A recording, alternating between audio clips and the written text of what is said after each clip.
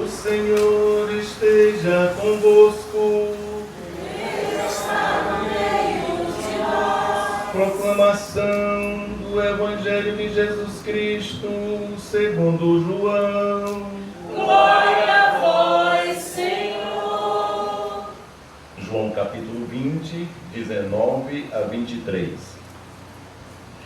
Ao anoitecer daquele dia, o primeiro da semana, estando fechadas por medo dos judeus as portas do lugar onde os discípulos se encontravam, Jesus entrou e, pondo-se no meio deles, disse: "A paz esteja convosco." Depois dessas palavras, mostrou-lhes as mãos e o lado. Então os discípulos se alegraram por verem o Senhor. Novamente Jesus disse: "A paz esteja convosco. Como o Pai me enviou, também eu vos envio." E depois de ter dito isso, soprou sobre eles e disse: "Recebei o Espírito Santo. A quem perdoardes os pecados, eles lhes serão perdoados. A quem não os perdoardes, eles lhes serão retidos." Palavra da salvação. Glória a vós, Senhor. Pelas palavras do Santo Evangelho sejam perdoados os nossos pecados. Louvor a vós, ó Cristo. Então, meus amados, queridos irmãos e irmãs, aqui estamos. Você também que se encontra em sua casa acompanhando a nossa liturgia. As três festas, não é, que concluem o período pascal, esta e se inclui, certo? Na verdade, nós celebramos a ressurreição, a Páscoa, o domingo de Páscoa da ressurreição, celebramos a ascensão do Senhor, domingo passado, e hoje celebramos Pentecostes. Aliás, na reflexão, na nossa partilha do domingo passado, nós citamos umas palavras de Santo Agostinho, que ele dizia que Jesus subiu ao céu na ascensão, né? Jesus subiu ao céu, mas ele continua provando o seu amor. Nós vemos como Deus é amor em essência, e Deus ama a sua criação e continua sempre manifestando o seu amor. Então, a ascensão de Jesus ao céu é a prova de amor de Deus, está na pessoa de Jesus. E ele continua provando o seu amor, permanecendo conosco, pelo Espírito Santo. A festa que nós celebramos hoje, não é? Como dizia Santo Agostinho, ele subiu ao céu sem deixar a terra, sem nos deixar na terra, não é? Então, hoje, festa de Pentecostes, festa do Espírito Santo. O Espírito Santo, então, é o continuador da obra de Deus, da obra de Jesus.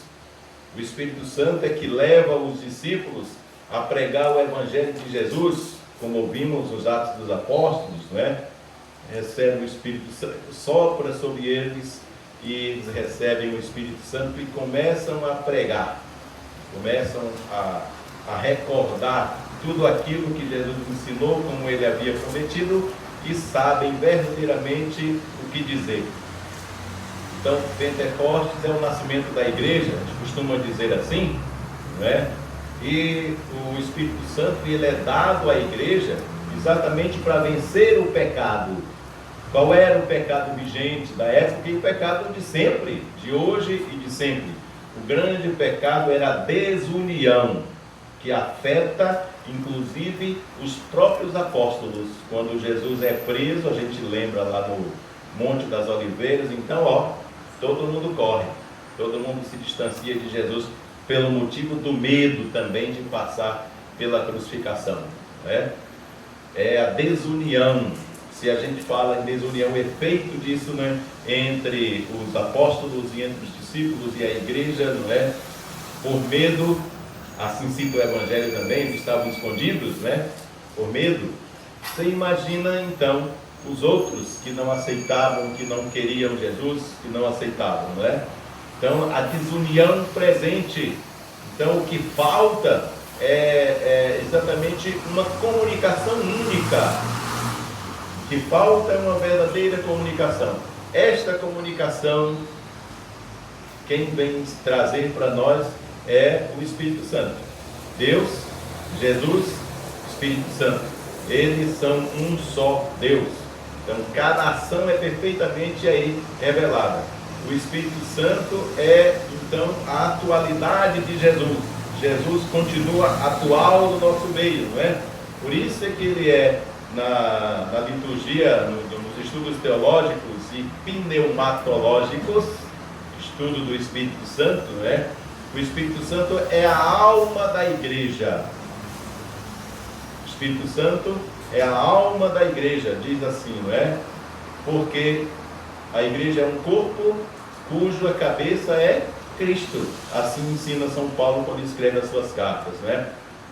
O Espírito Santo, ele faz com que Jesus atue no mundo de hoje através da igreja. Através da igreja.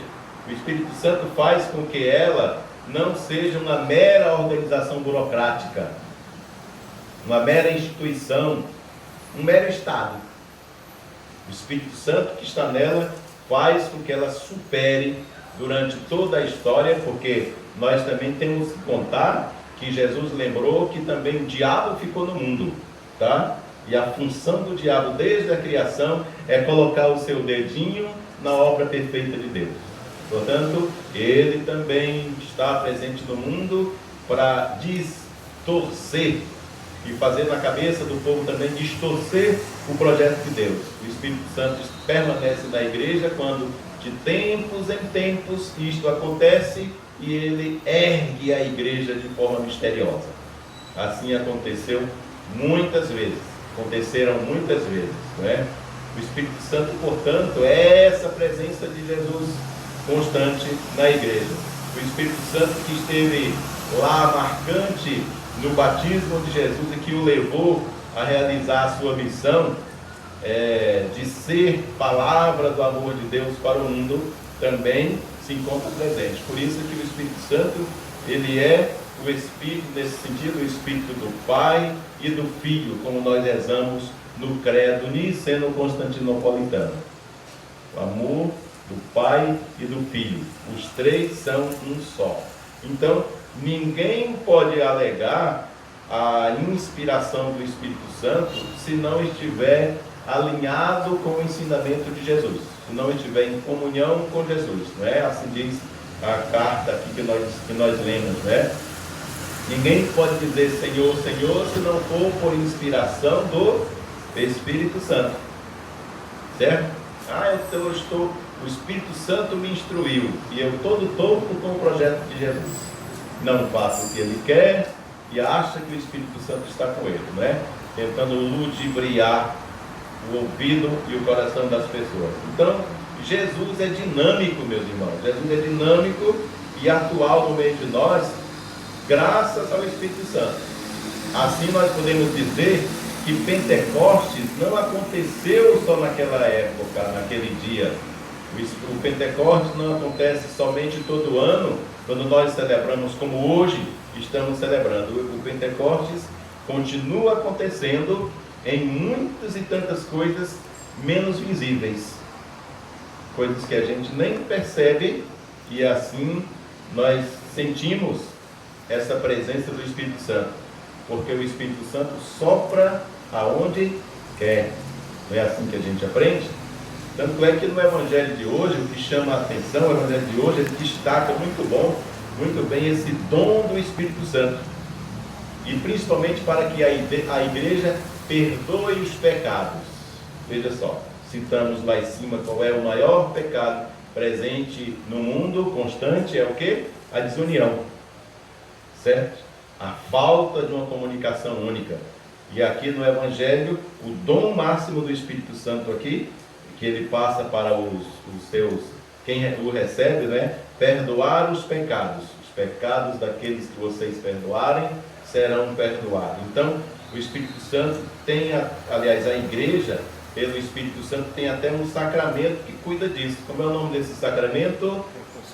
Confissão reconciliação, penitência, são os mesmos, não é? É o mesmo, com os três nomes: reconciliação, confissão, penitência.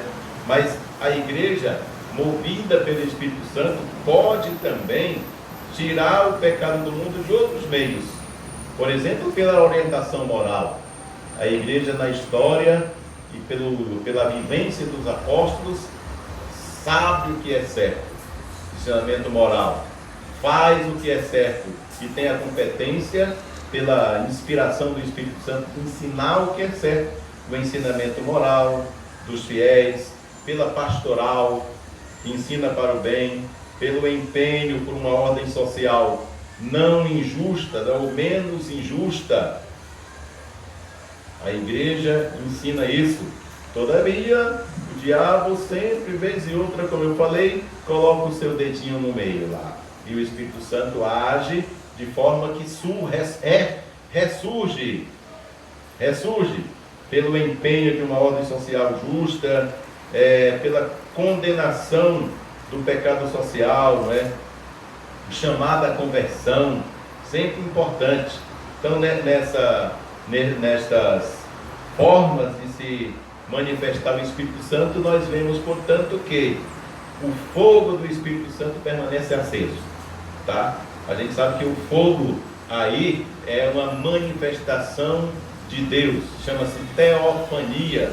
Deus se manifesta muitas vezes através do fogo. Uma delas, lá no monte, não é? Com Moisés, na sarça ardente. Outro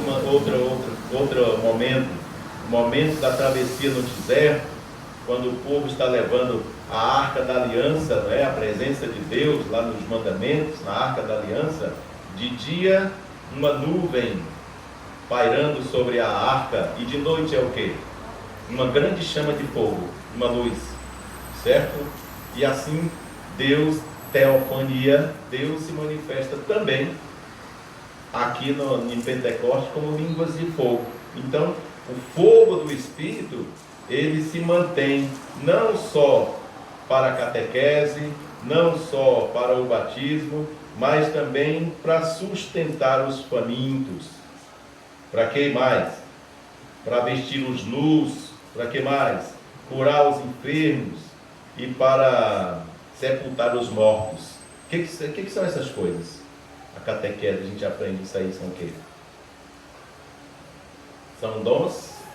São carismas? Isso mesmo. No catecismo a gente aprende. Obras de caridade. Obras de caridade. Certo? Então o Espírito, ele age também, ainda hoje, como mestre. Aquele que ensina, certo? Olha aí, a ciência da educação, não é? O Espírito Santo age também como os pais que orientam para o bem. O Espírito ainda age como os presentes no mundo, como pastores que orientam o povo de acordo com os ensinamentos do Espírito, com o ensinamento de Deus, da igreja. O Espírito continua agindo de forma invisível, tá? Mas também no bem que é feito pelos médicos e enfermeiros, e como estão atuando nesses tempos de hoje, não é? Quando esses médicos e enfermeiros, vez e outra a gente vê um e outro, não é?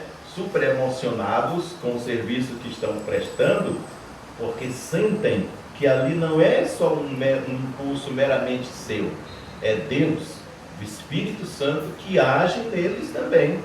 O Espírito sopra aonde quer, até em quem nós menos esperamos. O Espírito Santo age quando e onde quer. Grande exemplo disso, podemos lembrar de São Paulo, terrível perseguidor dos cristãos, não é? E quando sente, quando vê, quando recebe o Espírito Santo, né? Jesus tem uma visão de Jesus no caminho de Damasco, se transforma completamente. Então, nós podemos dizer o seguinte, que o genuíno dom das línguas se acabou. O dom das línguas se acabou. O que sobrou então? O que sobrou? O que resta? Resta o amor. O amor é que é a linguagem universal. Por mais que você não saiba falar uma outra língua pela boca, não é? Verbalmente falando, mas tem um linguajar que é universal. Todos conhecem. Qual é a linguagem? A linguagem do amor. A linguagem da caridade. A linguagem do bem. Esta é a linguagem universal. É aí que está o Espírito Santo presente. E esta linguagem, este ato de amor, ele pode ser realizado por qualquer pessoa. Como disse, até quem menos esperamos. De outra igreja, de outra fé, porque o Espírito Santo, ele age aonde quer. O bem é a linguagem universal. O amor é a linguagem universal. Portanto, vamos pedir a Deus, Espírito Santo, que Ele venha sobre nós e que Ele nos faça instrumento seu pela linguagem do amor, a linguagem da caridade, da justiça, do bem. Para esta virtude, todos nós somos chamados. Amém? Louvado seja nosso Jesus Cristo.